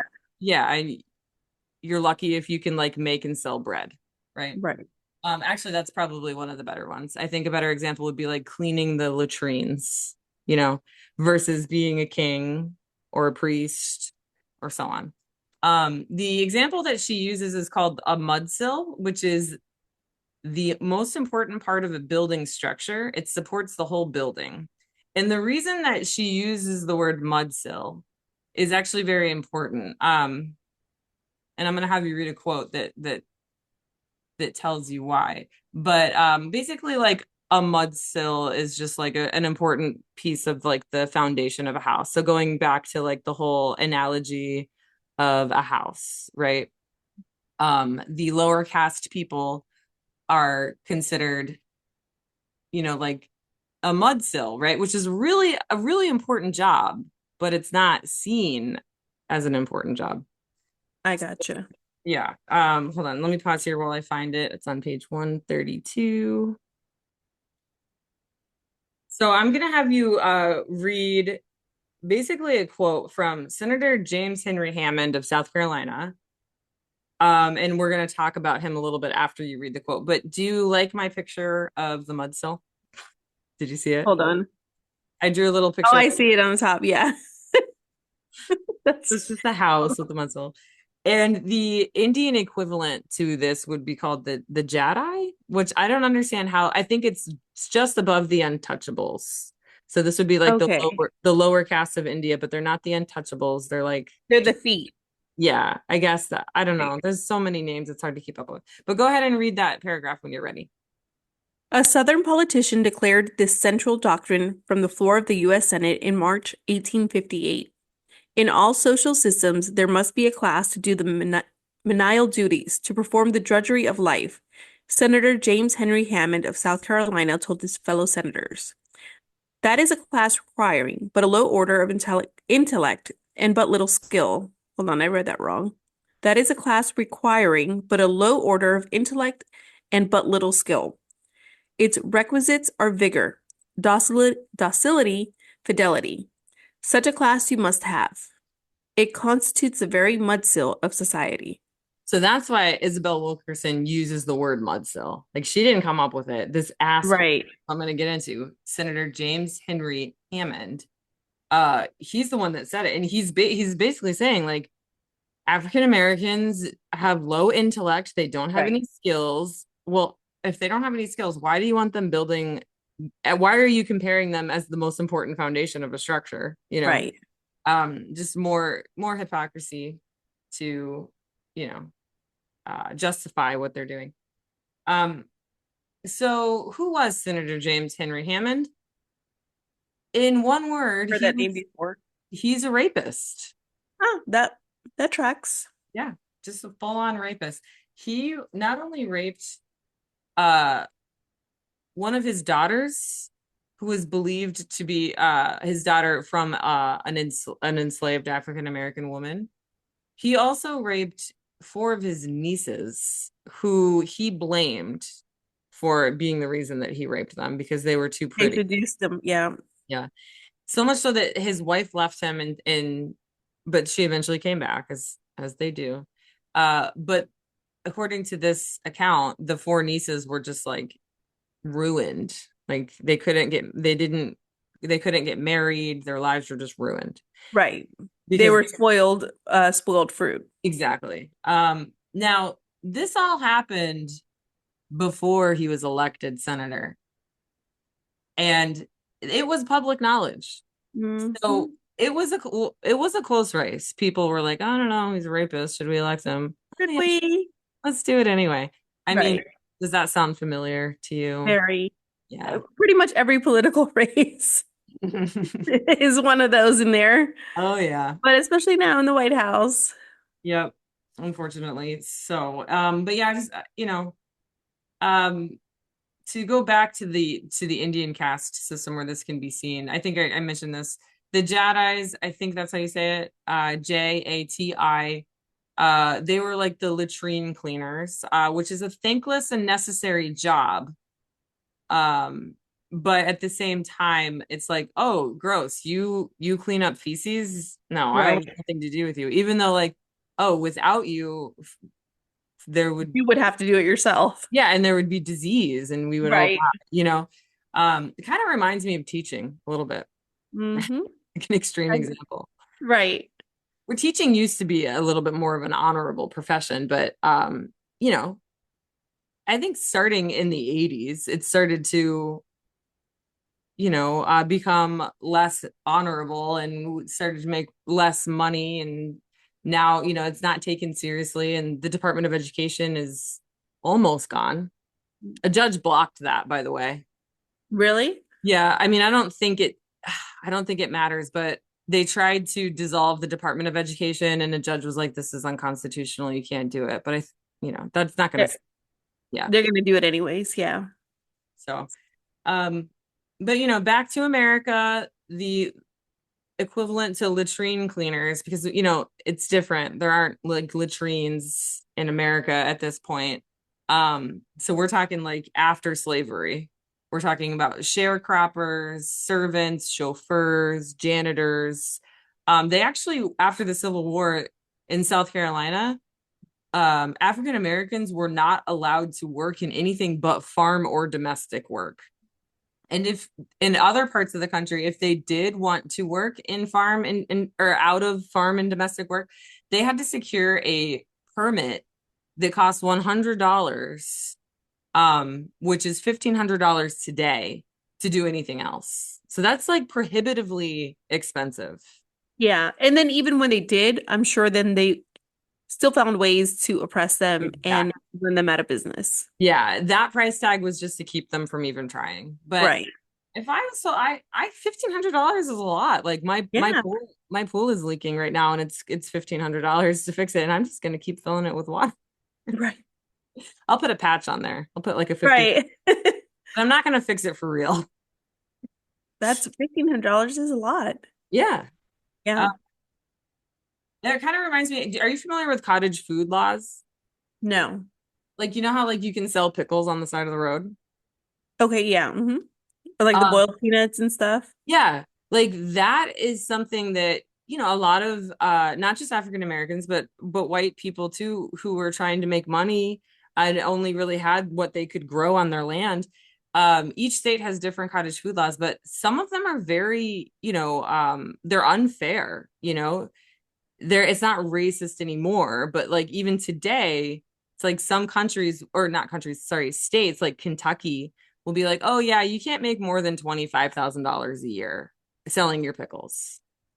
And that's just not fair because like they go Right. through all of the steps. Like they have the permit. They like are inspected by the food inspectors. Like they do everything right. But they're not allowed to make Still. more than $25,000 a year. Right. Why are you capping their hustle? But then Oregon, exactly. And in Oregon, the cap is like 65,000. So there's definitely like I don't know why. It's not necessarily red versus blue state. It's just kind of each state does their own thing. Like some states have kind of revised the laws, but other states like Kentucky and Florida, they're like, no, we're just gonna keep it like that. Right. It's just not Which makes, I don't get it. Why? to keep people like But that. yeah, I get why. Yeah. But Yeah. like I just I Yeah, get why they do it, but I don't get why they do right. it. Exactly. Yeah. Like, what happened to you as a child? Right. What are you afraid of? Right. So one exception to this is forced musical performance and entertainment. Um, so we're still talking, I guess we're going back and forth here, but like going back pre-Civil War, before slavery was abolished. Um, if enslaved African Americans weren't, working on the farm or building houses, they were performing for their captors, because, musically. Right. And this, a connection to this now, and Isabel Wilkerson tries to sort of connect this in the book, but there's not like, you can't just say, oh, as a result, this might not be Right. as a result, but there is a disproportionate number of African Americans today in entertainment. So again, I'm not saying anything, but like Right. just think about that connection. There's a disproportionate number to considering the number of African Americans in our country that are in entertainment. In terms of like the celebrities, the Right. athletes, the musicians, right? And again, I'm not trying to say one thing or that, but she does draw that parallel in the book. Yeah, So the last thing I'll say about the fifth pillar, occupational hierarchy, is, speaking of entertainment, when Black, actors and actresses tried to, make it in Hollywood, it was the same sort of bullshit. And one of the examples that Wilkerson gives is Hattie McDaniel. She was in Gone with the Wind. Have you seen Gone with the Wind? I haven't. I've seen tidbits of it, but I couldn't tell you. It's boring and racist. Like it's Okay. 3 hours long. It's pretty racist. And here's the racist part, okay? So Hattie McDaniel, an Academy Award winner, the first African American woman to receive an Academy Award, was Mammy, the character of Mammy in Gone with the Wind, which is a solicitous and obesely desexed counterpart to Scarlett O'Hara, who is the feminine ideal. So the Mammy character was more devoted to her white family than to her own. Okay, come say hi. Everyone loves Blake. All right, might have to close that door. Can you close that for me? It's gonna be dark in here now. You got a light on. Okay, the light doesn't work. No, it's not too bad though. Okay, I'm just setting the mood. Anyway, No, so yeah. So, the Mammy character they had to like make her wear like a fat suit, and they told her to use the specific, vernacular. And she like had to teach herself that because she didn't fit the stereotype that they wanted right, to fit. And that's just one example of just thousands of the Black caricature that still exists in Hollywood today. right. So anyway, that's pillar number 5. Pillar number 6 is dehumanization and stigma. And it's, self-explanatory here. We talked briefly at the top of this episode about dehumanization. The main thing that I want to talk about here is that we need to desensitize the teaching.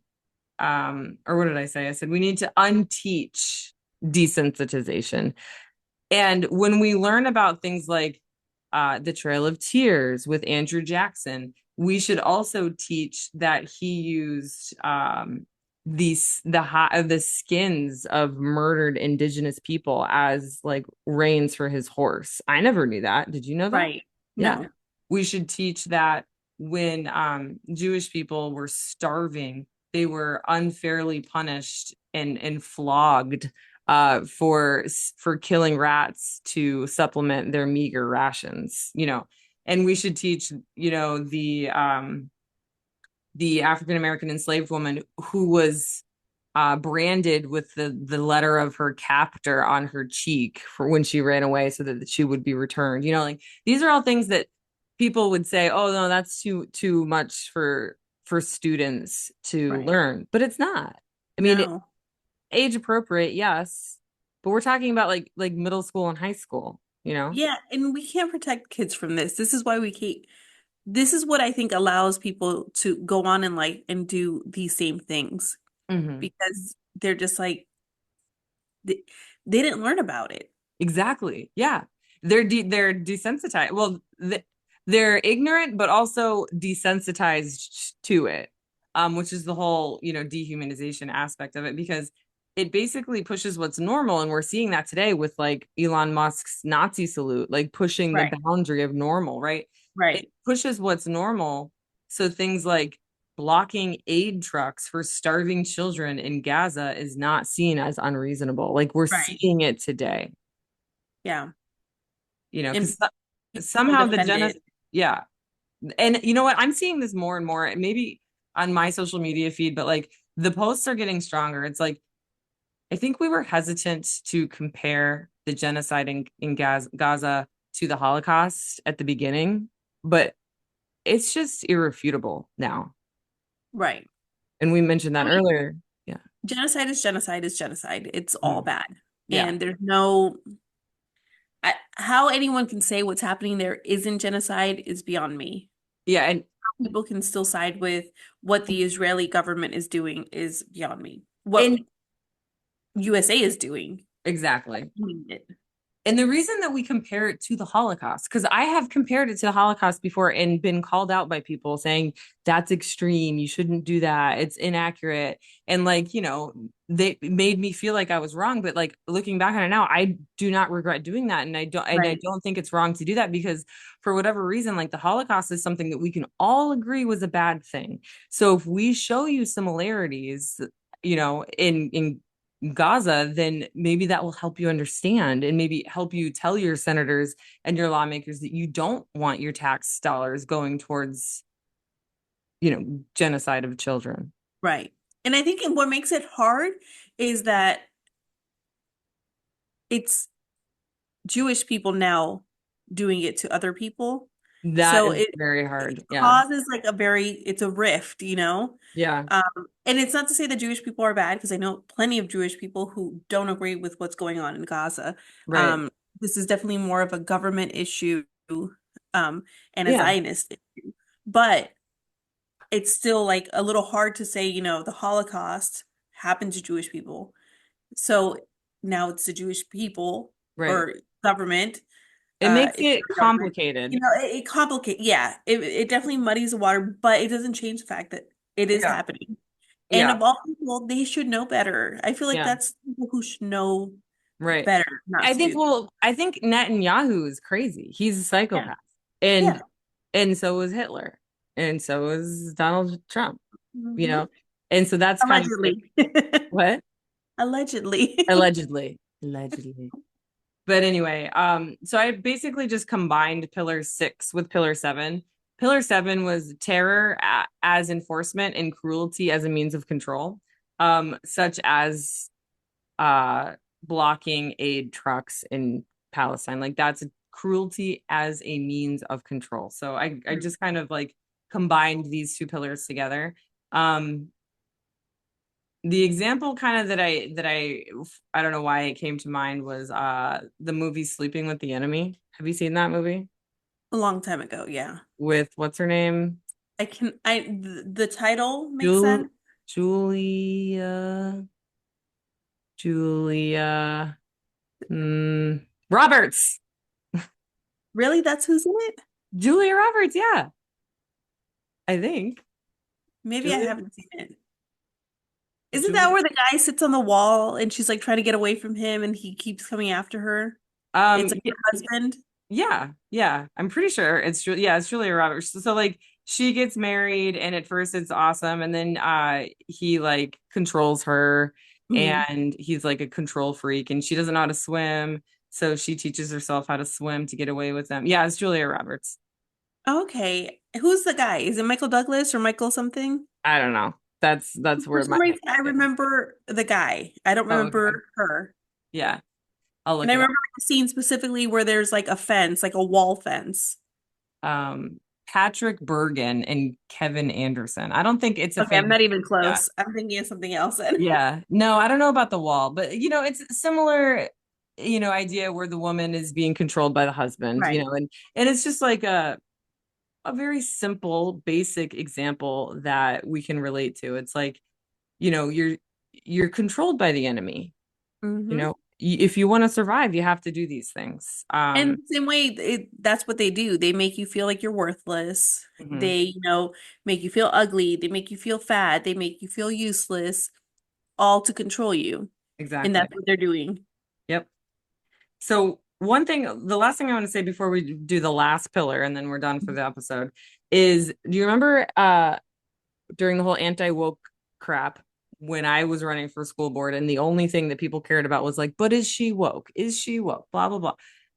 They were like, we're going to rewrite all of the history standards. And they fucking did. Florida rewrote them so that instead of, I don't know what it was before, but like they rewrote it so that only stories of Black success were told in history.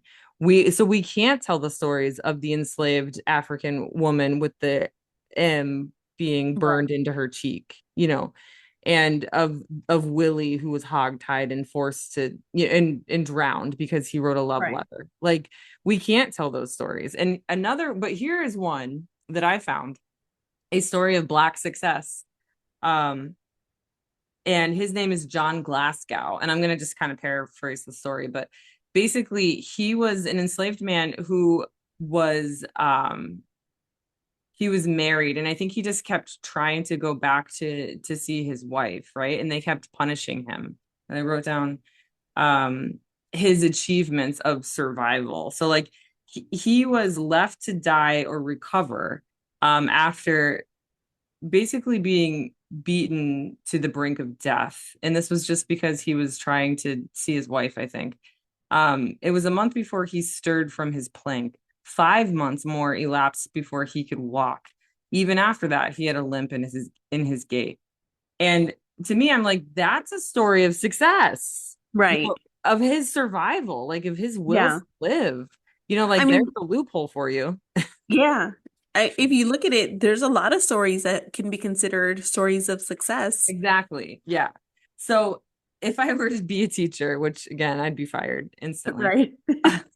That's what I would do. I'm like, okay, we're gonna talk about successful Yeah. stories, not to be insensitive about it because like, yeah, you get what I'm saying.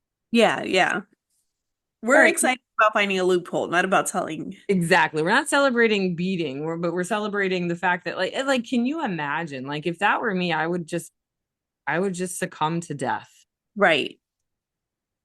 Yeah. I That's don't understand like the people that went through the Holocaust and slavery in America, I don't understand how strong that they can be. right.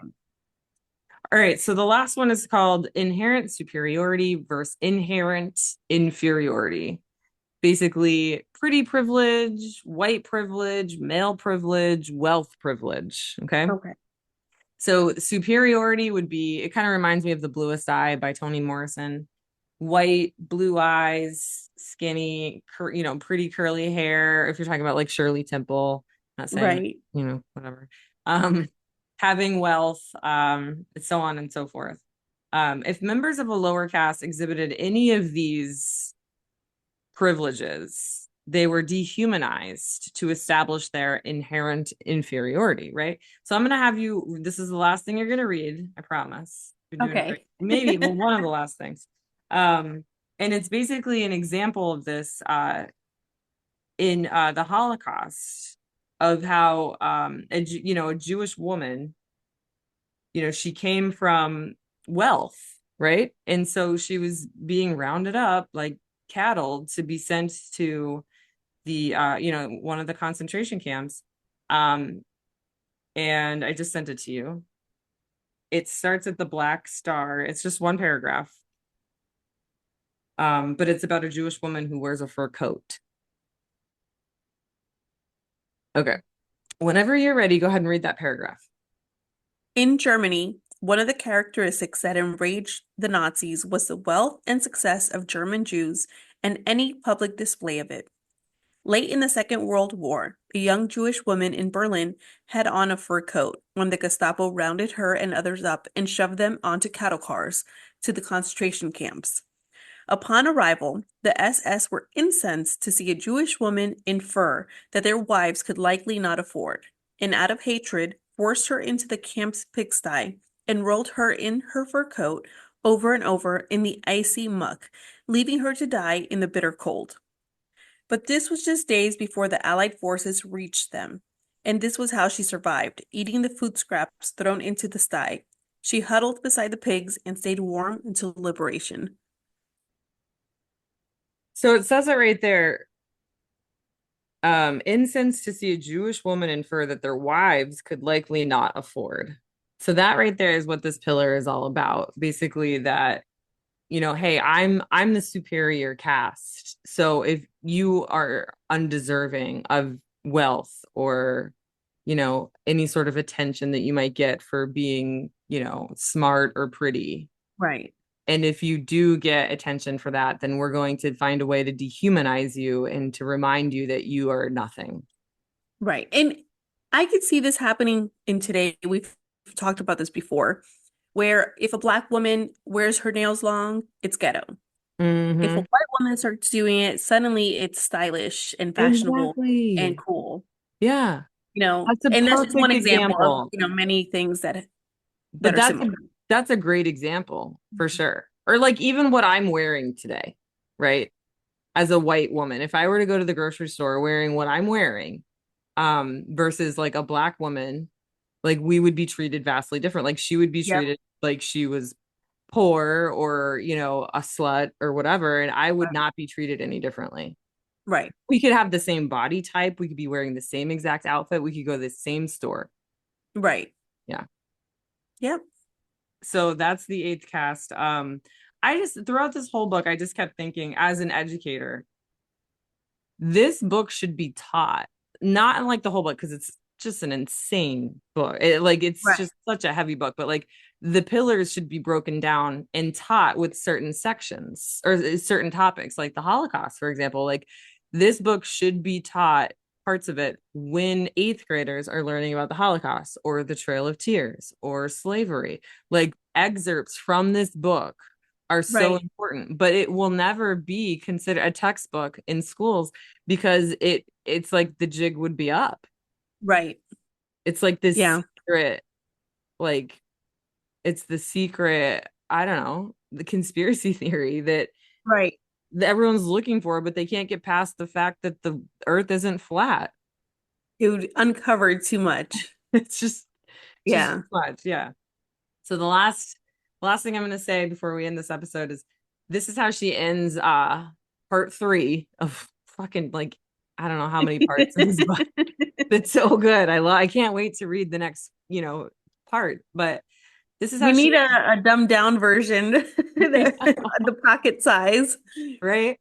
Oh, but then there wouldn't be as many examples, you know. That's true. Yeah. But anyway, so she ends it with this paragraph. A century after the slaveholders spoke those words, which don't matter, the caste system had survived and mutated its pillars intact. America was fighting in World War II, and the public school district in Columbus, Ohio, decided to hold an essay contest, challenging students to consider the question, what to do with Hitler after the war? It was the spring of 1944, the same year that a black boy was forced to jump to his death in front of his stricken father over the Christmas card he had sent to the white girl at the dime store in Live Oak, Florida. So the one that you just read about, right? Same year, okay? They had this essay contest. It was in Ohio, okay, not Florida. That's why. But in that atmosphere, a 16-year-old African American girl thought about what should befall Hitler. She won the student essay contest with a single sentence: put him in a black skin and let him live the rest of his life in America. Ooh. I know, right? That Ooh. I was just floored when I read that. Mhm. So strong, so impactful. Right.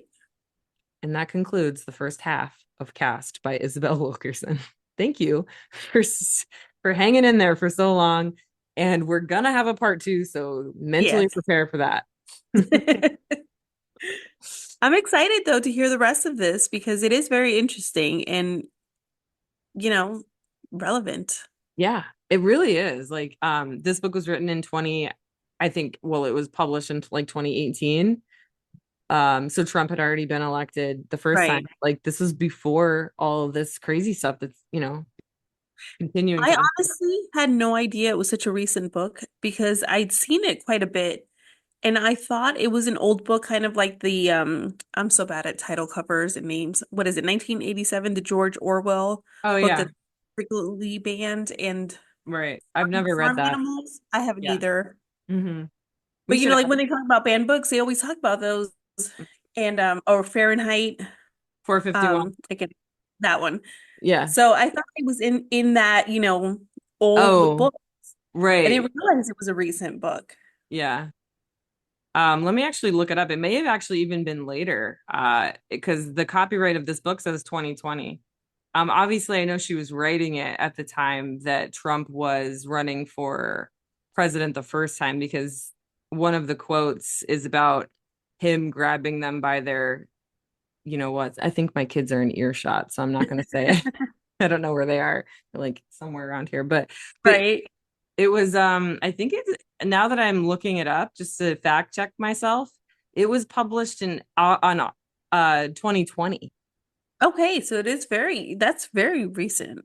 Yeah, so it's relative, it's like 5 years old. It's such an important book. Definitely rent it from the library, or Yeah, get it on audio. It's probably easier to listen to, but I found that when I was listening to it, I was like missing important details. So I that like to happens. Yeah. highlight things, but anyway, I guess we should kind of end it now because it was a really long one. Thanks for sticking with us. And I always forget to say this at the beginning, but if you're still here listening, that means you're a super fan, and you need to like, review, and subscribe, and consider Please. joining. Yeah, please. And consider joining our Patreon account so that, we can keep doing this. Please. Again, please. And thank you for listening. And don't ban books. Ban bigots. This episode has been engineered and mixed by your hosts, Jennifer and Courtney. You can listen to the Milford Books podcast on iHeartRadio, Apple, Spotify, or literally any podcast app you want. Check out our Milford Books YouTube page. That's MILF, the number 4, books. And don't forget to like and subscribe. Follow the show on Instagram, Threads, Facebook, and Blue Sky at MILF for Books. Again, that's MILF, the number 4, books. But follow us on TikTok at Moms Until Literary Freedom.